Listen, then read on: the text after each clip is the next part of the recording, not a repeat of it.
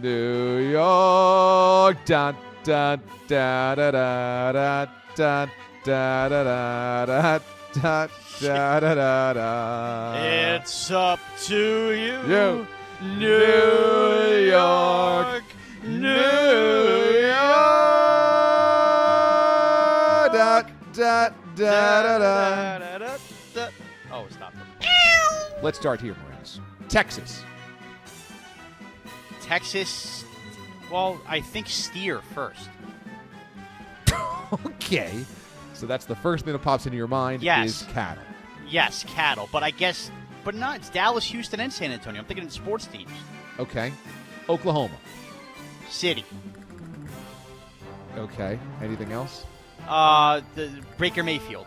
The Sooners. Okay. Well, then do you consider Oklahoma only Oklahoma City? Well, Norman might as well be Oklahoma City. Yes. Okay. I consider them. It's weird. Like, I don't really think of cities when it comes to Oklahoma. I just think of, like, a giant flat piece of land. Michigan. Detroit. Nothing else. No, it's Detroit. Michigan State is in Lansing. Yes, you're right. But Ann Arbor? Ann Arbor is only 40 minutes from Detroit. So it might as well just be Detroit. Florida.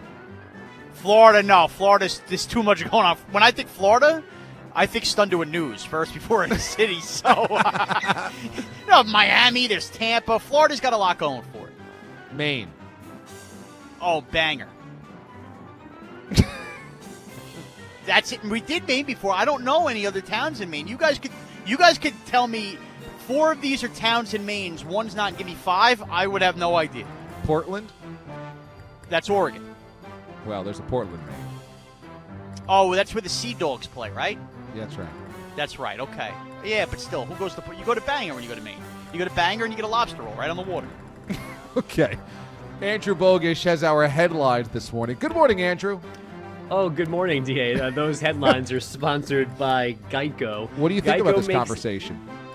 It needs to continue going. I mean, first of all, steer is an interesting first thought for Texas. I might have said barbecue, which is a similar thing to steer.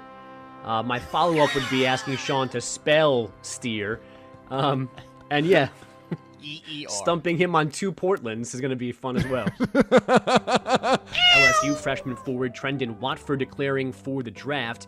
He might not be a first-round pick, but teams apparently like his mix of 6'9" height and 7'2" wingspan. Roger Goodell will announce picks next Thursday night from his basement north of New York City, and someone will reportedly sing the national anthem from his or her home to get us started Thursday night. Now, NFL teams are allowed 3 one-hour conversations per week with prospects. SI says the Bengals have been maxing out their time with future QB Joe Burrow. College poops, former UNLV guard Amari Hardy is transferring to Oregon. Hardy's a top 15 grad transfer after 14 points and 3 assists per game this season. And Auburn gets a commit from high school power forward J.T. Thor. That is some name. Bruce Pearl still in the mix as well for number 1 senior Jalen Green. And WWE confirmed over the weekend that a worker tested positive for coronavirus after working some of those pre-taped features for WrestleMania. They say this person, who is not a wrestler, got sick after being exposed to a healthcare worker.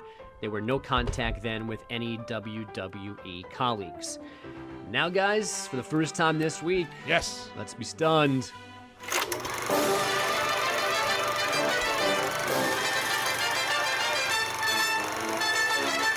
It doesn't take much to surprise this bouncing baby boy. This is honestly the most stunned I have ever been on the show to a news. The DA show is stunned to a news.